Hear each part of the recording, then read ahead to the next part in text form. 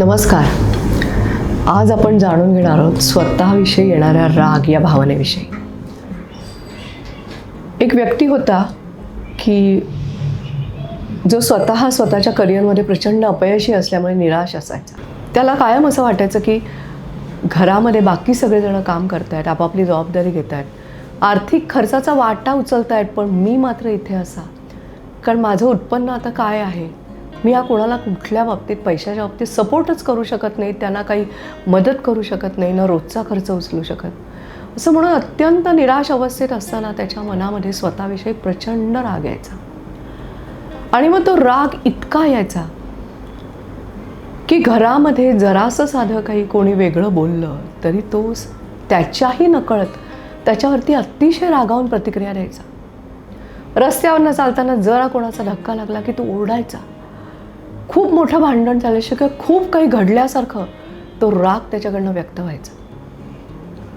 कारण ही जी परिस्थिती त्याच्या आयुष्यात आली होती की तो एकदम हतबल झाला होता. कितीही प्रयत्न करूनही त्याचा बिझनेस चालत नव्हता, आर्थिक उत्पन्न कमी झालं होतं आणि पैसाच नाही, त्यामुळे बाकीच्या सगळ्या गोष्टी हळूहळू ठप्प होत आल्या होत्या. घरामधलं त्याला कोणी जाणवून देत नव्हतं, पण त्याचंच मन त्याला इतकं खात होतं आणि स्वतःचाच इतका राग येत होता की त्या भावनेने तो पूर्ण आतमध्ये डिस्टर्ब असायचा. आणि मग एक प्रचंड रागीट माणूस, विचित्र माणूस अशी हळूहळू त्याचं व्यक्तिमत्व तयार व्हायला लागलं. तर हा जो काही स्वतःला रागराग करण्याची आपली वृत्ती असते नकळतपणे तयार होणारी, ती आपल्याला हळूहळू कमी करायला हवी, त्याची तीव्रता कमी करायला हवी. कारण त्याचे परिणाम आपल्या शरीरावर होतात, मनावर होतातच होतात. दुसऱ्या एक केसच्या बाबतीमध्ये सांगते की त्या मुलाचे आईवडील अतिशय सज्जन होते, खूप साधे होते आणि त्याला जाणवत होतं की घरामधले जे इतर नातेवाईक आहेत, म्हणजे अगदी घरामध्ये राहणारे म्हणा किंवा अगदी जवळचे जे कोण नातेवाईक आहेत, शेजारी पाजारी आहेत, ते त्याच्या आईवडिलांचा प्रचंड फायदा घ्यायचे, त्यांच्या चांगुलपणाने वागण्याचा फायदा घ्यायचे. आणि त्याला कुठेतरी हे सगळं जाणवत होतं की प्रत्येक वेळेला आपले आईबाबा पुन्हा त्यांना काही किंमत नाही दिली, त्याचा वापर करून घेतला, तरीसुद्धा पुन्हा पुन्हा तसे वागतायत. आणि ते सोडून द्या, ती समोरच्या व्यक्ती त्यांच्याशी पुन्हा पुन्हा तसाच त्यांचा फायदा करून घेत आहेत. हे सगळं बघून त्याची एवढी घुसमट व्हायची आणि इतका राग यायचा त्याला आणि त्याला एकदम हेल्पलेस वाटायचं. आणि मग सतत तो स्वतःला म्हणायचा, तू लहान आहेस ना, तू अजून काही करू शकत नाहीस, नुसताच बघत बस, तुझ्या हातात काही नाहीच आहे, मुळे तुला कळतं आहे की आपल्या आईवडिलांना असा त्रास होते, तरीसुद्धा तू काही करू शकायचं नाही. कारण तो बोलायला गेला तर सगळे म्हणायचे, तू अजून लहान आहेस, बोलू नकोस फार. आईवडील त्याला सांगायचे, अरे ठीक आहे, बघतोय, आम्हाला कळतं आहे, आम्ही बघतोय.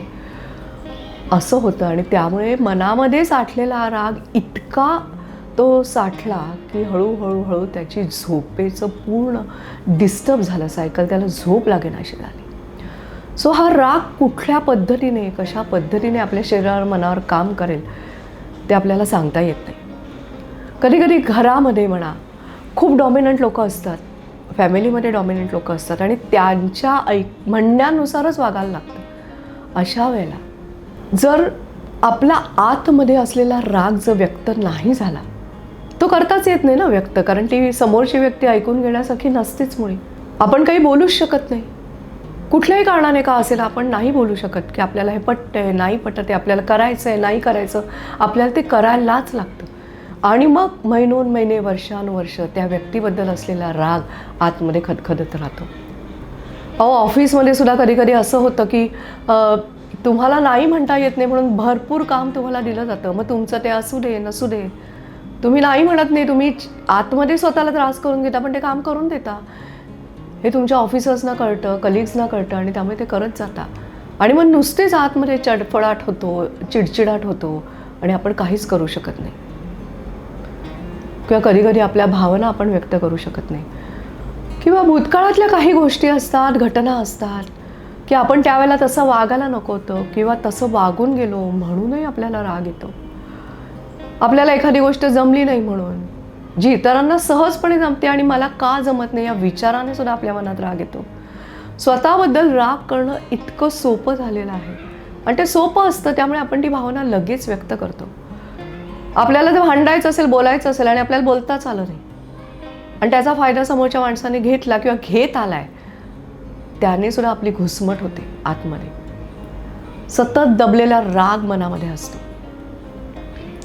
हा जर राग तुमच्या मनामध्ये असेल तर तू कधीतरी त्याचा स्फोट होतो. मग काहीही कारण नसताना एखाद्या वेळेला मोठं भांडण होईल, तुमच्या शरीरावरती त्याचे काही आजाराच्या स्वरूपामध्ये परिणाम होईल, किंवा नको ती कृती आपल्या हातनं होते, किंवा कुठेतरी काहीतरी रिॲक्शन चुकीची दिली जाते. त्यामुळे ही जी भावना ही खूप तीव्र आहे, स्ट्रॉंग आहे, त्याला वेळीच आवर घालायला हवा. आणि सगळ्यात महत्त्वाचं की त्याचा आपल्या पर्सनॅलिटीवरती, आपल्या व्यक्तिमत्वावरती प्रभाव होऊ नये म्हणून आपण ती हील करायला हवी. आतमध्ये हा जो दबलेला राग आहे हळूहळू करत मेडिटेशन ऐकत ऐकत आपल्याला बाहेर टाकायला हवा. आणि वृषाली लेले यूट्यूब चॅनलवरती भरपूर मेडिटेशन्स आहेत. स्वतःवर प्रेम करा हे मेडिटेशन आहे, ज्याची लिंक तुम्हाला दिलेली आहे. किंवा लाईव्ह सेशनमधलं सुद्धा सेल्फ अँगर हील करण्याकरता म्हणून मेडिटेशन आहे, तेही तुम्ही करू शकता. आणि 1 जानेवारी 2026ला जे काही स्वतःची पर्सनॅलिटी डेव्हलपमेंट करण्याकरता लागणारी मानसिकता येण्याकरता हे मेडिटेशन दिलेलं आहे, ते सुद्धा तुम्ही करा. पण स्वतःचा राग जो काही दबलेला आतमध्ये, ही भावना काढून टाका, नाहीतर हळूहळू तुमच्या मनस्थितीवर आणि शरीराच्या आरोग्यावर त्याचा विपरीत परिणाम होईल. हे ध्यानात घ्या आणि वेळीच ती भावना हील करा. धन्यवाद.